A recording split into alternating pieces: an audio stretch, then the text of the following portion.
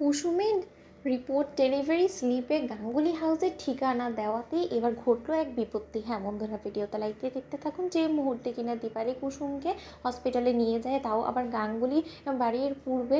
চেনা এক ডক্টরের কাছে, ঠিক সেই মুহূর্তেই সেখানে যাওয়া মাত্রই যখন কিনা কুসুমের নাম জিজ্ঞেস করা হয় এবং সেখানে যখন কিনা আগ বাড়িয়ে দীপালি বলতে থাকে যে কুসুম তুই এখন গাঙ্গুলি বাড়ির বড় বউ, তাই তুই সেই হিসেবেই দিবি। ঠিক সেই সময় কুসুম বলতে থাকে যে না, কোনো মতেই না পিসি, তার কারণ আমার পরিচয়টা এখন সম্পূর্ণরূপে ভিন্ন হয়ে গেছে, কারণ আমার আর এখন ছোটো সাহেবের সঙ্গে সেরকম কোনো সম্পর্ক নেই। ঠিক সেই সময় এই কথা বলা মাত্র দীপালি যখন বলতে থাকে যে দেখ, এখনও পর্যন্ত কিন্তু তোদের অফিসিয়াল ডিভোর্সটা হয়নি, তুই শুধুমাত্র পেপারসে সিগনেচার করেছিস, এর থেকে বেশি কিছু করিসনি, তাই তুই একটা কথাও বলবি না। ঠিক সেই সময় হসপিটালে যখন কিনা গাঙ্গুলি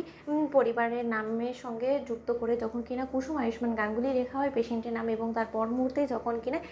এক পর্যায়ে অ্যাসিস্ট্যান্ট গিয়ে যখন ডক্টরকে বলতে থাকে যে মিসেস গাঙ্গুলি এসেছে আপনার কাছে দেখানোর জন্য, ঠিক সেই সময় ডক্টর যখন কিনা আগ বাড়িয়ে কুসুমকে দেখে অবাক হয়ে যায় এবং বলতে থাকে যে আপনি আপনার পরিচয় কী বললেন। ঠিক সেই সময় এই কথা বলা মাত্র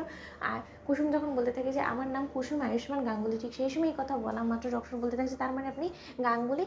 বাড়ির বড় বউ, তাই তো? ওকে ওকে। ঠিক সেই সময় এই কথা বলা মাত্র এক পর্যায়ে ডক্টর যখন বলতে থাকে কিন্তু আমি একটা জিনিস বুঝতে পারলাম না, আপনার সঙ্গে আপনার হাজব্যান্ড আয়ুষ্মান গাঙ্গুলি এলো না কেন বলুন তো? ঠিক সেই সময় কথা বলা মাত্র দীপালি বলতে থাকে যে ও আসলে একটা ক্লায়েন্ট মিটিংয়ে বিজি হয়ে পড়েছে, তাই বাধ্য হয়ে আমাকে আসতে হলো। ঠিক সেই সময় কথা বলা মাত্র ডক্টর যখন কুসুমে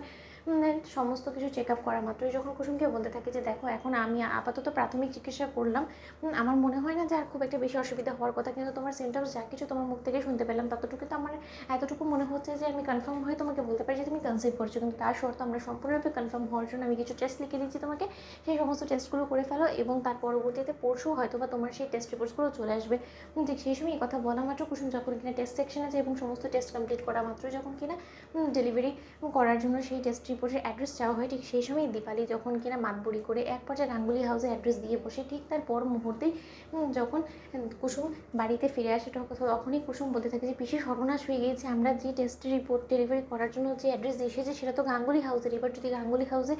কোনো মতে কারো হাতে পড়ে যায় সেই টেস্ট রিপোর্টটা, তুমি ভাবতে পারছো কত বড় একটা অঘটন ঘটবে, তুমি কেন মাতবুড়ি করে এই সমস্ত কিছু করলে বলো তোমাকে? ঠিক সেই সময় কথা বলা মাত্র আয়ুষ যখন কুসুমের কাছে চলে আসে এবং বলতে থাকে যে কুসুম এই সমস্ত কিছু আমি কি শুনছি, অনুশ্রী আমাকে বললো যে তোমার মধ্যে নাকি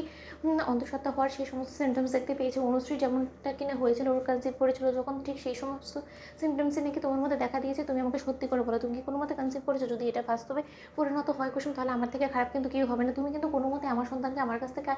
আড়াল করতে পারো না, তার কারণ আমার এই সম্পর্কে জানা সম্পূর্ণরূপে অধিকার আছে, কারণ তুমি ভুলে গেলে কিন্তু চলবে না যে তুমি আমাকে নিজের স্বামী হিসেবে মানো বা না মানো, কিন্তু তোমার গর্ভে যে সন্তানটা বেড়ে উঠছে সে কিন্তু আমারই সন্তান, আমারই রক্ত বইছে ওর শরীরে, এবং ওর শরীরে কিন্তু গাঙ্গুলি পরিবারেরই রক্ত বইছে। তো বন্ধুরা লাইক এবং শেয়ার করো, সাবস্ক্রাইব করতে ভুলো না।